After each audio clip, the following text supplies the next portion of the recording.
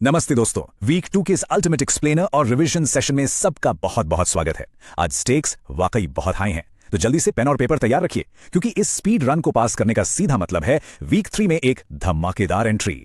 आज हम वो सब कुछ समेटने वाले हैं जो अब तक सीखा गया है, तो चलिए बिना किसी देरी के शुरू करते हैं। खैर, सबसे पहले शुरुआत करते हैं डिस्टेंस यानी दूरी के कॉन्सेप्ट से। दिस और दीज, इनका इस्तेमाल उन चीजों के लिए होता है जो बिल्कुल हमारे पास हैं, जिन्हें आसानी से छुआ जा सके, और दूसरी तरफ दैट और दोज उन चीजों की तरफ इशारा करते हैं जो काफी दूर रखी हैं। बहुत ही सिंपल फंडा है, पास की एक चीज के लिए दिस और दूर की एक चीज के लिए दैट, और हाँ, अगर चीजें एक से ज्यादा हैं तो बस इन्हें दीज और दोज में बदल देना है। सिंपल है ना?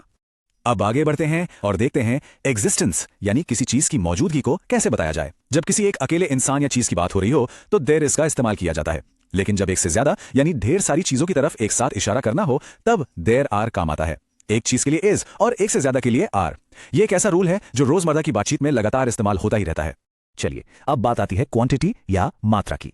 यहां हाउ मेनी का नियम स्ट्रिक्टली उन चीजों के लिए है जिन्हें उंगलियों पर गिना जा सकता है, काउंटेबल आइटम्स जैसे कि कुर्सियां, किताबें या सेब। वहीं दूसरी तरफ हाउ मच को सिर्फ उन चीजों के लिए रिजर्व करके रखा गया है जिन्हें 1 2 3 करके गिना नहीं जा सकता, अनकाउंटेबल चीजें जैसे पानी, ढेर सारी फीलिंग्स या फिर पैसा। इन दोनों के बीच का अंतर समझ लीजिए एक्यूरेट इंग्लिश बोलने की पहली सीढ़ी है। तो अब चलते हैं आर्टिकल्स के रूल्स की तरफ, जो कि बहुत ही मजेदार हैं। ध्यान रखने वाली बात यह है, ए हमेशा कॉन्सोनेंट यानी व्यंजन की आवाज के साथ जुड़ता है। नोट कीजिए, बात अक्षर की नहीं आवाज की हो रही है। वहीं एन हमेशा वाउल यानी स्वर की आवाज के साथ मैच करता है, जैसे एन एप्पल या एन अम्ब्रेला। और द ये किसी स्पेसिफिक, जानी पहचानी या बिल्कुल खास चीज को लॉक कर देता है, जैसे द सन या द मून, जो पूरी दुनिया में एक ही है, बिल्कुल परफेक्ट।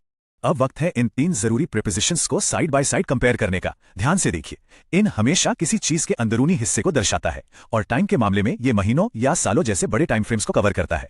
ऑन का इस्तेमाल सर्फेसेस यानी सतह के लिए होता है, और टाइम की बात करें तो ये हफ्ते के दिनों या खास तारीखों को बताता है। और एट ये तो बिल्कुल सटीक लोकेशंस जैसे बस स्टॉप और घड़ी के एग्जैक्ट टाइम को पिन पॉइंट करता है। प्लेस और टाइम दोनों में ही इनका रोल वाकई बड़ा इंटरेस्टिंग है। तो लीजिए, मेगा क्विज का असली इम्तिहान अब शुरू होता है। हर सवाल के लिए मिलेंगे पूरे 5 सेकंड।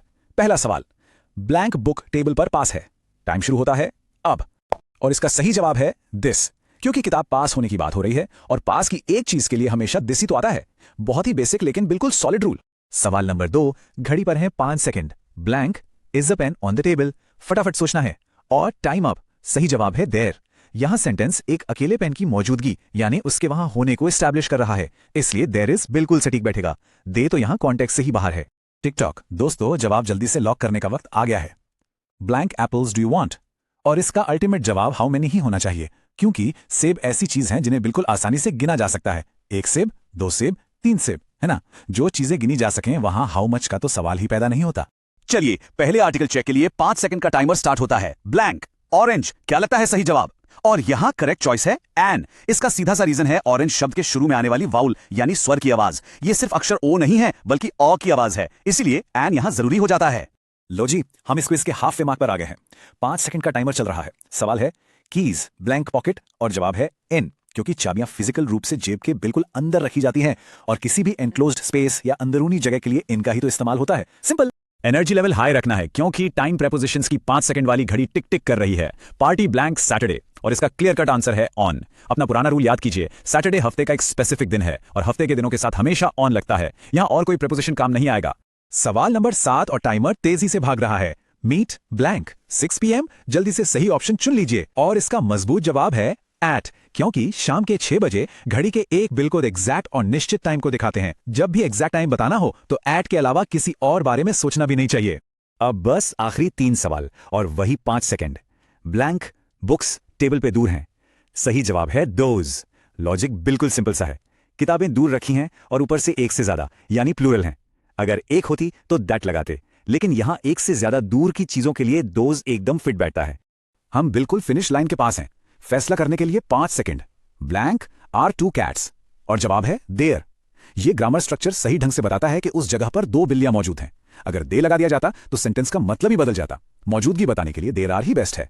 तो दोस्तों, ये है मेगा क्विज के final 5 second. I live blank Delhi, और सही जवाब है इन, क्योंकि दिल्ली एक बहुत बड़े शहर की बाउंड्री है, और जब भी किसी बड़े शहर, स्टेट या देश के अंदर रहने की बात होती है वहां हमेशा इन ही यूज होता है। छोटी जगहों के लिए एट लगता है, पर दिल्ली के लिए इन ही फाइनल है। अब आते हैं आज के सबसे इंटरेस्टिंग पार्ट पर, स्कोर कार्ड का ब्रेकडाउन। अगर किसी के पूरे 10 में से 10 आए हैं तो वो सीधा गोल्ड ईयर में है, एब्सोल्यूट टॉपर। 8 या 9 स्कोर करने का मतलब है वीक 3 के लिए पूरी तैयारी। और अगर स्कोर इससे कम है तो कोई स्ट्रेस लेने की जरूरत नहीं है। इसका बस यही मतलब है कि वीक 2 का एक जल्दी सा रिवीजन चाहिए ताकि बेसिक फाउंडेशन और सॉलिड हो सके।